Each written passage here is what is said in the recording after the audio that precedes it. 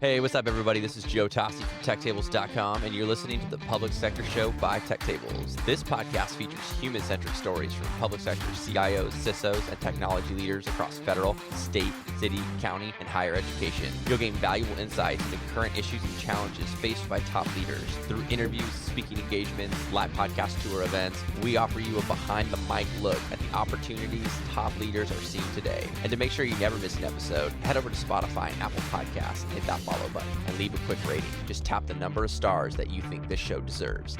The CIO for the County of Santa Barbara, Chris, welcome to the Public Sector Show by TechTables. I appreciate it, Joe. Good to see you and glad to be here. Thanks for the opportunity. I'm very excited. It's been a lot of fun getting to know you over the last couple months and excited to share a little bit about your journey today. So you transitioned from selling your small business, Lanspeed, which, funny note, I was at Kiva Cowork this week and the internet was slow. And I went to the front desk and I said, hey, any way we can talk to Lanspeed about getting the internet speed quicker? And they're like, how do you know about Lanspeed? I was like, funny story. Small world. Podcast. Yeah. So you, from that to becoming the CIO for Santa Barbara County, what motivated the change? How has your private sector experience influenced your approach to the public sector? I'd love to hear from you. Yeah, so a little bit of background. I started Lanspeed, or I should say became the owner of Lanspeed in 2005.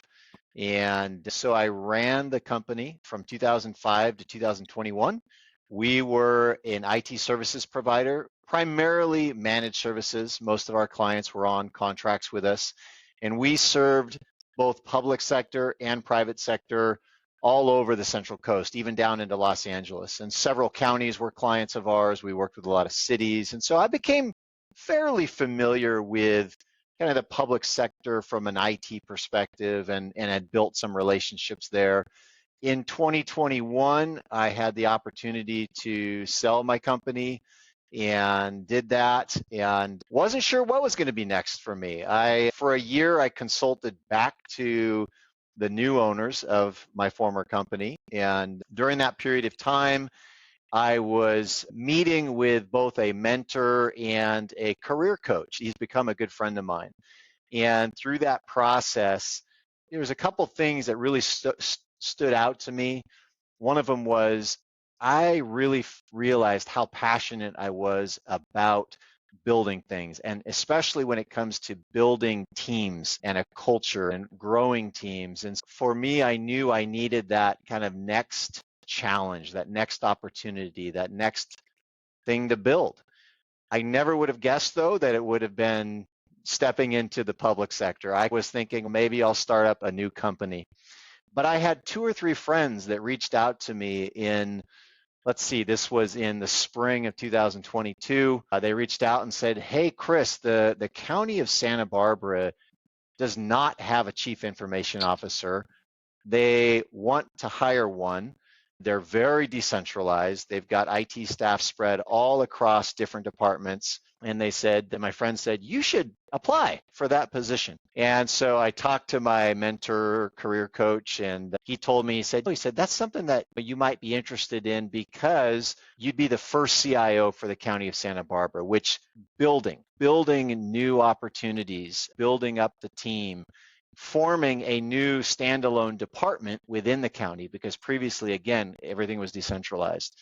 And so the more I thought about it, I thought that does sound like something that I'd be interested in. Applied, fast forward 3 to 4 months, I was offered the position and I started in September of 22 as Santa Barbara's first CIO. Now I've been here 18 months and really enjoying this opportunity.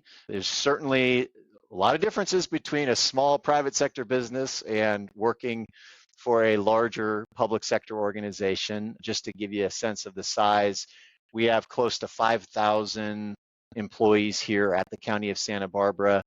Our county budget is around 1.5, 1.6 billion. And then within IT, there are about 70 IT staff now within our central IT department, and there's another probably 100 IT staff distributed amongst the other 20-ish departments here at the county. So that's the makeup. So that's the background. That's where I'm at today. And I know you asked also, what are some of the I think you said, what are the differences or what are some of the things that I've seen between private and public sector? Things move slowly or more slowly in the public sector. And I knew that coming in, that I wouldn't be able to move as quickly and be as nimble as I was when I owned my own company. Learning how to navigate through all of those layers and just the system, learning how to navigate that, learning how to work effectively with department heads and elected officials. That was something somewhat new that I didn't have to deal with in the private sector. But I've enjoyed the opportunity. I've learned a lot. I've learned the importance of building relationships, learning how to work with and understand the needs of each department, and yet at the same time accomplish the critical goals of managing IT across all departments. And so there's a balance there. And so learned a lot in that area. But I would say the one thing that hasn't changed between private sector and public sector is how important it is to be an effective leader. And that doesn't change. We're still dealing with people, and the importance of creating clarity around roles and responsibilities, the importance of setting core values within an organization, the importance of building a strong culture. All of those things span across any kind of organization. And so a lot of the lessons that I've learned from building a team and building a strong culture in the private sector have worked really well here in the county of Santa Barbara as well. That was a fantastic summary of most of our episodes. So we're going to dive into a lot of that Chris just talked about. One thing that came to mind, how many employees did you have at the top, at the highest, the peak? Yeah, we were at about 20 employees. So That's pretty awesome. small. Yeah, I love that. Right now it's me. My wife helps out a little bit, and then some camera contractors and that, and then going through the process, owning a small business. The one thing I like is I'm basically accountable to myself and my wife. How did is it scary being working with elected officials? You now have there's a lot more stakeholders involved versus you just going, hey, I'm just going to do this. So certainly learning how to navigate that, because that is very different. I report up to an assistant CEO at the county. I have a great relationship with her, and I meet every month with the CEO of the county as well. And then I meet on a quarterly basis with each of the supervisors. There's 5 supervisors here. Meet with them, and then on a fairly regular basis have meetings or in-depth conversations with the 20, I believe there's 22 other department heads. And so, yeah, learning how to have regular communication, understand each of their perspectives, each of their needs, and again, trying to get all of that, understand all of those needs and wants, and then how do we, with limited resources, how do we try to accomplish all of that? That's really where the challenge comes, right? It's, you can't do everything at once. There's always way more initiatives than we have time and resources to deal with it. But that's where things like effective governance comes in, and learning how to prioritize projects, get buy-in from the different department heads, and the importance, again, just of communication and strong relationships. I think the more that you can have a strong relationship with each of those individuals that I mentioned, the more support you're going to receive, and understanding. If maybe some department's project has to be pushed back a little bit, they're going to be more understanding if they have a clear understanding of the overall picture. So yeah, but definitely not easy to navigate all of that. I've got quite a few thoughts. One, I think a lot of times being a small business owner, you probably have an appreciation for the lack of resources. I think sometimes I'm put in you're in the private sector group, but I'm like, private sector bootstrapping this thing is way different than raising a bunch of money. And so I definitely feel like there's a lot of initiatives. I'm like, my problem is I have a lot of ideas. And the most important thing for me was creating a someday maybe list, because my mind doesn't stop at night at all. It just keeps running. Yeah. And I've got way less cash than I do ideas. I didn't know there was a CEO. Or an assistant CEO. I guess I would know of the supervisors, and I guess maybe with the department heads makes sense. I wonder if that's the same structure for other counties. I assume it's somewhat similar. Yeah. But that's a really great insight. I only just thought of CEOs in that kind of private sector sense. Many counties have a CAO, a Chief Administrative Officer, which is really the same thing. Okay. It's just certain counties, they're Chief Executive Officers, other counties, Chief Administrative Officers. But like I said, they're identical positions. Yeah. Okay. That's good. I'm on the same page. See, I might need to be your intern for a month or something at some point. I'm going to You're start welcome. following you around Yeah. and actually I am going to do this is an idea I have that I want to do so bad, and I just have to be patient, but I'm going to do a series. It'll be an on-site series. It'll have to be with the right people, but I want to do like a state CIO, a county, a city, maybe an agency where it's a day in the life. And they'll just let me and someone from my camera team follow that person around and have a mini mapped out day. I think would be an awesome series to develop. I think would really give a lot of insight to a lot of different folks. I think you'd learn a lot, and you're welcome to come do that. Okay, cool. I basically just pitched that to you, and now I'll set that up. So earlier you talked about the importance of core values and culture. Yeah. I love this. This was something that when I went to college a number of years ago, read in a business book and kind of just tossed like a frisbee. I don't know. Like you read this as a 20-year-old or whatever, and it's not something that you think is like really that important. But recently I had some friends who are running really big companies compared to what I'm running, and they got me hooked on EOS and EOS Life and that book Traction. And you're such a big fan. So I think I really connected on that with you. But I was really curious. This is fascinating. The fascinating piece was how you took the EOS framework and used it to elevate the County of Santa Barbara IT department, taking those principles and really layering them on, especially the culture piece. And I absolutely love that. Over winter break, Jamie and I sat down. We were figuring out, hey, what are our core values? And I loved the story that you've already told me, but I would love for you to share on the podcast is the story of when you came in, taking a step back and figuring out what is it that we really believe? What do we really care about? Can you share that story for everybody? Yeah. So I was first introduced to Traction probably about 10 years ago when I had my IT services company. And I was part of a peer group. We all read the book Traction, and we began to implement the ideas that Traction talks about within each of our businesses. And it made a huge impact on my company back then. We sat down, we focused on what's our mission, vision, and values. We set out to create annual goals, and then we built our quarterly goals. We started having daily huddles. We had our one-on-one meetings. We used the best practices or the principles of meeting management that Traction talks about.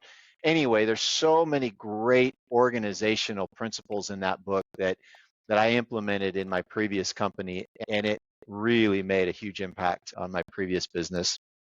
What I didn't know is, would it work in the public sector? I didn't know. And I hadn't talked to anybody that had implemented Traction in a county government. And so I decided I'm going to try. And so when I came into the county within the first couple of months, brought the leadership team together and said, okay, we're going to go through a mission, vision, values exercise. And we did an offsite retreat, and we came up with our mission, vision, values. And I honestly think that the leadership team probably thought, oh, here we go again, coming up with a mission, vision, values. It's going to be put on a poster. It's going to be put on a wall. And that's the last we'll ever see of it or hear of it, right? And because they've been through a similar exercise many times in the past. And I just said, just watch what happens. And so we began to really infuse the core values throughout everything we were doing within the ITD team here at the county. We, in our weekly meetings, we would do call outs for team members that were aligning with core values. We'd recognize them. We even aligned our core values with our employee performance reviews. And so how is each member of the team doing? How are they aligning with our core values? And so we began to implement it really through everything, the hiring process, the interviews, all of that. And so I can tell you now, it's almost a daily conversation where something comes up around those core values. And it's made a huge impact on how we operate as a team, internally and externally, how we treat others, and their behaviors of how we want to operate. And so that's been a huge impact, and that worked really well. Then what we did is we sat down and we had every single member of our team create annual goals and quarterly goals. And I can tell you, we're in the third quarter of our fiscal year, and we have already, as a team, accomplished over 300 goals. Those 300 goals would not have been accomplished if we wouldn't have gone through this exercise, created a Smartsheet where everybody's goals are visible to the whole team, and what's the status of those goals, right? That accountability, that visibility that creates has been huge to the progress that we're making here as a team. And the team gets excited. When we review these goals, they see all of the work that's been done. They recognize that this is making a positive impact on the work that we're doing here within the IT department of the counties. Those are just some of the examples of how we've implemented traction and the EOS model within the public sector. I'm proof that those principles work in both private and public sector. Yeah, I absolutely love that so much. It is just so game changing. I think you talk about the clarity and simplicity of it, and it's like when I was breaking down the core values for myself, it like attracts and repels the right stuff. Yes. And I just love, so I brought up the 5 tech tables core values that we came up with. First one was gratitude with Thanksgiving. Second one was transformation through relationship.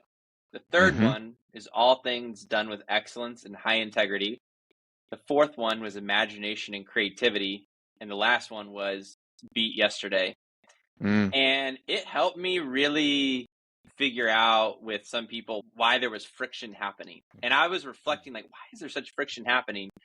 And then I started realizing, like, oh, this person just likes the status quo. It's just that they don't want to change. And I'm pushing this rock up this hill and it's just not going to work. And so I'm like, okay.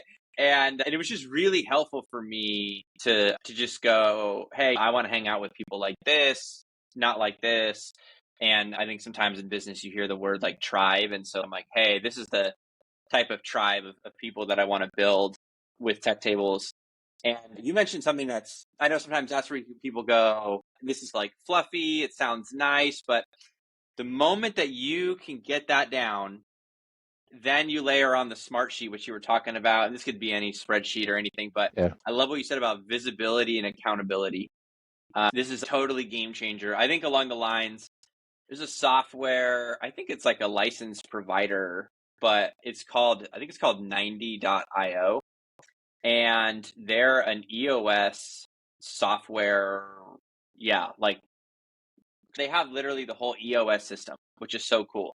They have the scorecard, the rocks, the IDS, the meetings, and the scorecard is huge. So I feel like if you are not scorecarding, you're really missing out on the visibility and accountability. And so I would be interested, do you scorecard on a weekly basis, a monthly basis for the county? How did you end up transferring that over?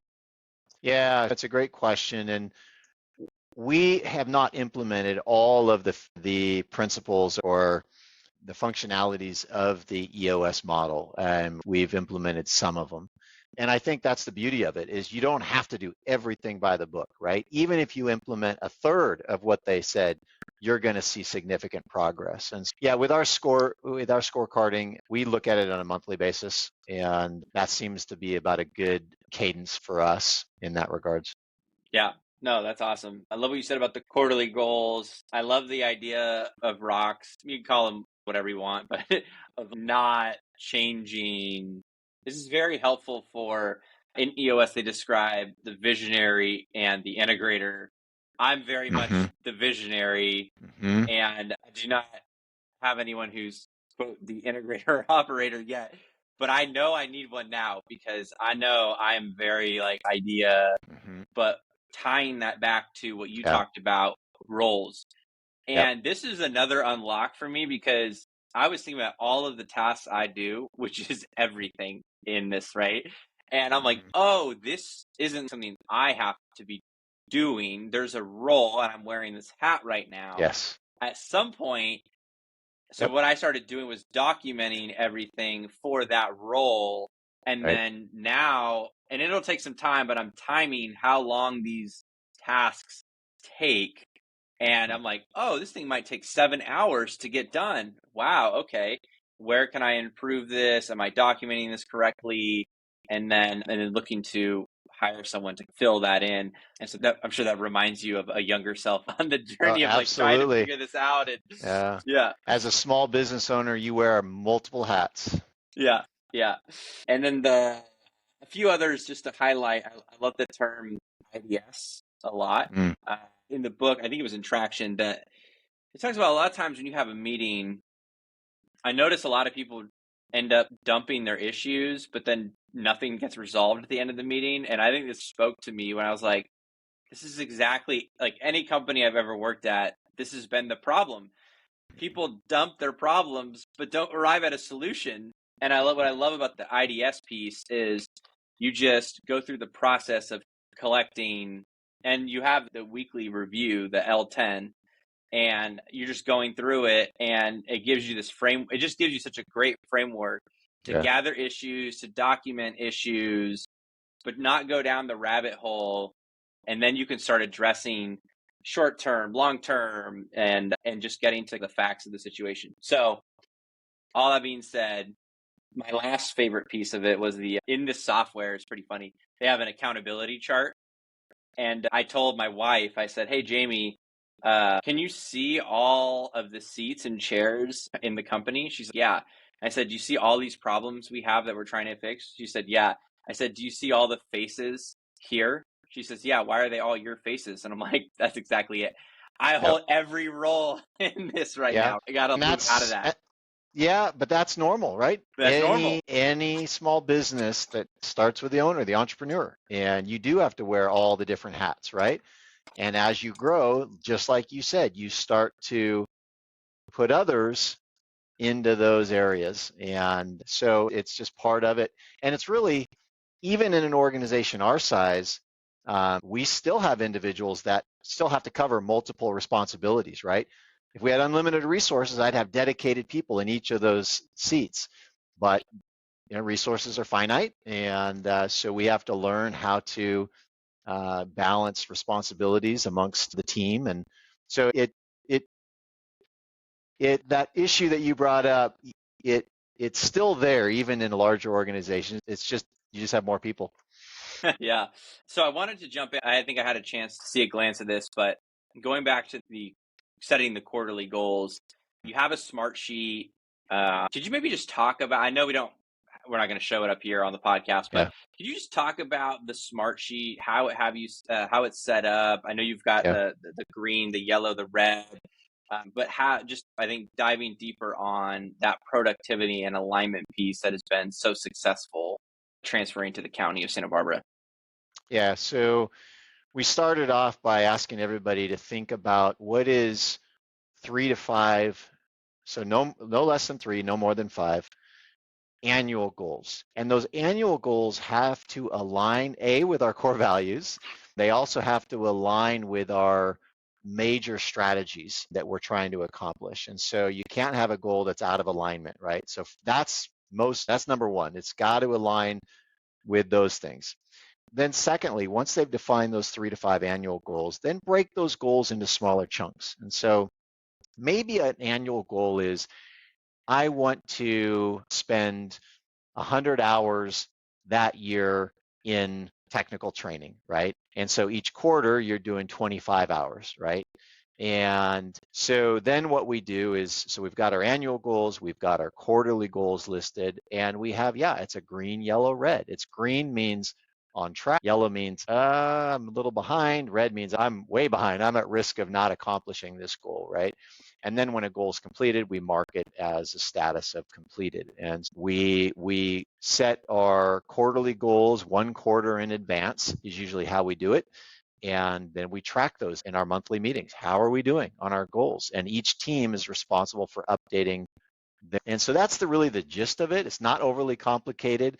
The key part of it is goes back to what I said earlier, visibility. Every single person on the team can see my goals. I can see their goals. And at any moment, we can go in, open up Smartsheet and see how everybody's doing. And then we review it as a team as well. And as I should say, as a leadership team, we spend time going through it.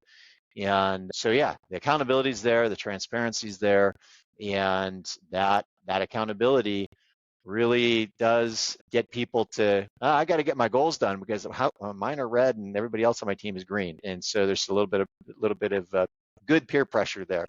And the goals can't be something that they would have done as part of their just normal day-to-day job anyway. You can't, if your job is to monitor firewall logs, you can't say, I'm going to spend 6 hours monitoring firewall logs. That's my goal. No, it has to be above and beyond what you would normally do in your day-to-day operations. So maybe it's achieving some kind of technical certification, right? Or maybe it's a process issue. You want to improve a process to save time, an automation, you go down the list, but it can be anything that is just outside of what you would normally do on a day-to-day, your job. And so at the end of the year, what's amazing is looking back, and I can tell you, we're going to have accomplished well over 500 goals. That is moving the needle significantly within our department and ultimately across the county. Those 500 things, I can tell you, probably would not have been done if we wouldn't have gone through this exercise. And it creates a culture too of accountability. It creates a culture of achievement. The team gets excited when they achieve their goals. And you mentioned something earlier that I think is so important. When you create a culture, a really strong culture where people are excited to come to work, excited to be part of a team, it attracts others that want to be part of that team. And we have seen over the last 12 to 18 months, we have seen the number of applications for our open positions, they've gone up 2 to 3x what they were 12 to 18 months ago. And a lot of the applicants are from other departments in the county that want to come work in central IT because they hear about what we're doing and how the team works well together and just the culture that we've built. And so that's been a huge benefit is we've seen the applicant pool just skyrocket for our open positions. We just advertised for a business relationship manager, and that role is going to be focused on meeting with all the departments, listening to what their needs are, building relationships, following through on what those needs are going to be, really becoming a liaison or an account manager for those departments that reports back to IT. And I think we floated that position, and I can't remember the exact number, but I believe it was like 60 to 70 applicants for that one position. And it was like just fantastic to have such a large number for a role like that. So a good culture will definitely foster others that are like-minded that want to be part of that. Yeah, there's no better sales. I think it's like there's no better sales than like your customers like going to other people and talking about it. And it's the same thing like for recruiting. Yeah. Even like in the public sector, I think the most underrated piece is the folks who are already on your team saying, hey, this is an awesome place to work. We should go work here. And it's a tough sell when people don't want to go to work and you're trying to recruit. You can hire a recruiting manager, you can hire all kinds of people, but if the culture is where not a place where people want to go, that can be a tough sell. That's pretty awesome. The 60 to 70 people applying. That's pretty cool. I believe just on past conversations, I was thinking about the layout. Is the county a hybrid model? It's not fully in person, right? Or fully remote or anything? Oh, yeah. In terms of our workforce, each department has the authority to dictate whether it's all in person or hybrid, or So here within IT, we have a hybrid environment. I would say the majority of our team does work from home full time, and the other maybe 30 to 40% either are on site because they're support technicians that have to go around to departments and hands-on type work. So they're here, and several members of our team have a kind of a some days from home, some days from the office, and so it's a mix. But I'm a huge supporter of remote work. I think that if you have the right, again, it goes back to the right culture, which it entices the right people to come work there. You empower your people by giving them clarity of their responsibility, by giving them a vision of what they're to accomplish. You're holding them accountable to that, to their roles, and then you let them do their job, right? No one wants to be micromanaged. No one wants somebody watching over their shoulders. But I believe if you have the right people with clarity around what they're supposed to do, and again, accountability and visibility, you're going to get the best out of people, and that's what we're seeing. And so I'm seeing our team accomplish a tremendous amount and work really hard, even though they're not here in the office. I love that. I'm teeing this up at the risk that I'm going to get some big slack if someone listens to this, but the person I'm thinking about is Terry in Ventura. Okay. From past conversations, I know he's an in-person kind of guy. I love in-person too, but he's 100% in-person. Have you tried to recruit against the county of Ventura? Has that crossed your mind yet? I hope Terry's not watching. We've actually had a couple of County of Ventura employees apply here. I've seen that. No, Terry's a fantastic leader. And you're right. Everybody, I think, has their viewpoint on this. And there's certain leaders that just really prefer that face-to-face in person. And I get that. It's really hard to replace that face-to-face interaction. But I think that what I've seen work well is that hybrid workforce. And as long as you're having regular communication, again, that accountability, that clarity of responsibilities, all those things, and the culture, a lot of it goes back to the culture. You can make it work in both in person or remote. If Terry listens to this podcast, and I'm going to put it at a low probability because he's a busy guy, but if Terry listens to this podcast, Terry, hear me out. I will drink a 7-Eleven cup of coffee. If you listen, maybe a couple sips, maybe just I'll put a couple sips. I'll drink a couple of that. That's an inside joke. No, that's all. Yeah, Terry's a great guy. I love the energy and passion he brings. And I go to Kiva every day except when I'm recording. So I love the in-person piece. I'm just wired that way. I love the human connection, which is a ton of fun. Chris, let's jump to the technology modernization. This is when I was reading the story, you mentioned it earlier, you had a bunch of 20-something divisions and now folding under Central E. It's been 18 months. Love to hear any either recent projects or initiatives at the county that you're proud about and that you would love to share. Yeah, well, there's no shortage of initiatives happening right now. We are in the process of implementing a new ERP system. We're going with Workday here for both financials and the human resources software. So that is a significant undertaking that we're in the middle of right now.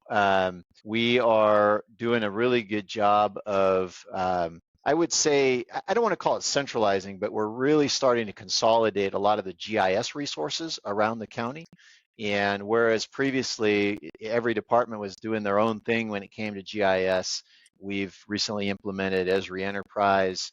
We are starting to do a lot more collaboration and sharing within Esri. And another thing I'm really excited about is we've created a external GIS working group that now we're bringing in city GIS staff, where cities from all around the county, even other counties are starting to participate in our external GIS working group so that we can all collaborate much more effectively from a GIS standpoint. So that's something else we're in the middle of.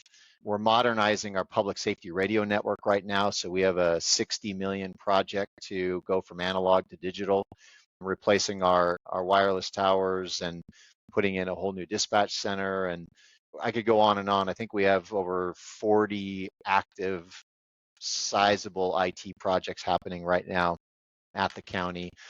And so it's a challenge. It's a challenge to try to juggle all of these projects with the resources that we have.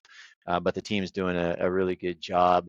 Equally as important to all of that, though, is governance. And when I came in here, as I mentioned, there was no standalone IT department, there was no CIO, and there was some governance, but we really needed to elevate that. And so we're working aggressively on standards and policies and figuring out more effective ways on prioritizing IT initiatives and just all those things that come along with best practices and when it comes to governance. And so we're making some good strides there. We've still got a ways to go, but we're in a much better place now than we were 18 months ago. So those are some of the things that we're doing that just come top of mind. It's we're in it for the long haul. These things, there's no finish line when it comes to modernization. AI right now, as we've talked about before, is a front and center when it comes to how looking at how we can implement this safely and effectively within the county here. So we've created a AI working group to explore that. So yeah, there's just a lot happening. Just to touch on the AI front and center piece, any specific use cases that you're pumped about for the county? There's certain technologies that we've already implemented that are using AI, such as some of our cybersecurity products use AI today already. Even though we haven't gone live with Workday, there's AI built into Workday. We're starting to see more and more of the applications we use AI. But I think the biggest game changer for us is going to be when we implement some of the AI solutions from Microsoft, Copilot, and some of the things around Azure, that type of thing. We haven't implemented those yet. It's not to say that our end users can't go to Bing today and go to Copilot through Bing and use that. So we've just got to make sure that, again, we have safeguards there, that our staff is educated and informed and realize that today, if they go to Copilot, that any data they put into Copilot is public domain. And so the awareness of using those tools properly. But it's really not a lot different than how we use email today, or we've got to protect confidential data. And so whether it's AI or email or any other system, it's really about educating and training our workforce. Yeah, I think you nailed it with the governance piece, and I think once that's set up, and it'll be exciting to see the big unlock with all of the data that the county is collecting. I think I mentioned this offline earlier, but on the podcast front, the big unlock is accessing every transcript from 170 plus episodes and podcast intro calls and any conversation, and just pulling up insights that you would just be buried. And yeah, it's gonna be a big unlock. So we'll have to have you come back on in a year or two and see the updates on maybe an AI specific front. Yeah, we're still in just the infancy stages of AI, and there's a lot ahead of us. But it's exciting. I think if used effectively, I think it can really create a tremendous amount of efficiencies here and make us more productive at our day-to-day jobs. The use cases are great. I love our friend said it earlier.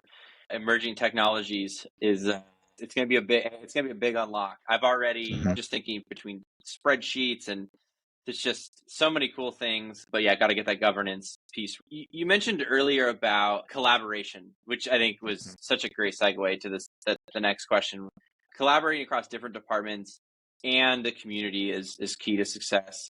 What are 2 to 3 learnings that you'd love to share with your county peers across the U.S. with having to collaborate with the different departments and divisions in the community? Yeah. So I think it really just boils down to relationships. So when I first joined the county, the very first thing I did was go around and meet with all the leadership at the county in one-on-one or small group type meetings. And you really just have to ask questions and be an active listener. Really hear what their frustrations are, what their needs are, what are their pain points, and truly understand that. And then what's important to build that trust is the follow through, right? That you didn't just come and listen and walk away and they never heard from you again, but the follow through where you come back and you say, hey, I've been thinking about this, and here's some ideas, or here's what my team is going to start to focus on, or here's how we can help you do meet their goals and objectives. And so started off here at the county doing a lot of that, and that has been really beneficial to build that trust. But now what we're doing is we're more formalizing that, because it's not something that I can go do every single month. There's just, I don't have enough time in the day to do that. So what we're doing is I've formed a couple of new positions within our IT department. So we have a services delivery manager who is responsible for ensuring that those relationships are strong with departments and with IT. And then we're also hiring business relationship managers, as I mentioned earlier, and BRM for short, but those BRMs are critical to the success of our relationship with departments and IT. They're out there every single month having meetings with the departments. Again, just getting to understand the departments and their needs and the goals and all of that. And being the point person, being that account manager or that liaison. So establishing regular monthly meetings with departments and our BRMs is critical to our success, because what that does is, A, it creates trust, B, it just strengthens the collaboration that you were talking about, and we're able to really better understand the needs of those departments. Because at the end of the day, our job is to serve those departments. Our job is to make their lives better and their lives easier. And so if we can do that, then that does create that strong collaboration and makes us, just more effective at serving the departments, which ultimately at the end of the day improves service for the constituents. So that's a more formal process that we're in the process of implementing right now. I love that. That is fantastic. I know we're coming up on our time, so I'm going to skip down to the mailbag. We're going to bring it back. We've got 3 quick questions. It's a little bit of a cheat just because you've heard them already earlier today, but we'll kick off with J.R. Sloan, CIO for the state of Arizona, asks, what was your perception coming into the public sector, and what surprised you most since you got in? I think it's a fairly common perception that I'll just say that a government employee at any level comes in, just does their job and goes home, type of a thing. They don't go above and beyond, that type of thing. It's a misperception, but that's a common perception out there. I can tell you that the staff here, they are incredible. They are mission driven. They care about their community. They want to make a difference. They work hard. Anytime we have to activate our emergency operations center, they're there to come in and support in the middle of the night or whatever it is. And so I've just been really impressed by the level of commitment, the level of energy, and the work ethic by the team here. We've got some really talented, really hardworking people that want to make a difference. And so I love coming to work shoulder to shoulder and with this team and seeing the great things that they're doing. They truly care about our community. And at the end of the day, that's what I've seen. And so that's been really exciting.